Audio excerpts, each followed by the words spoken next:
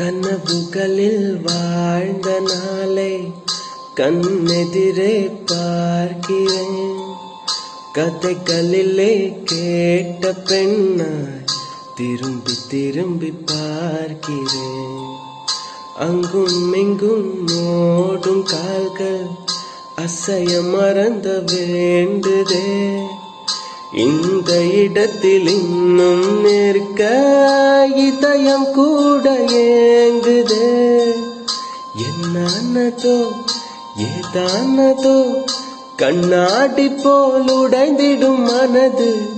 கவிதை ஒன்று பார்த்து போக கண்கள் கலங்கி நானும் ஏங்க.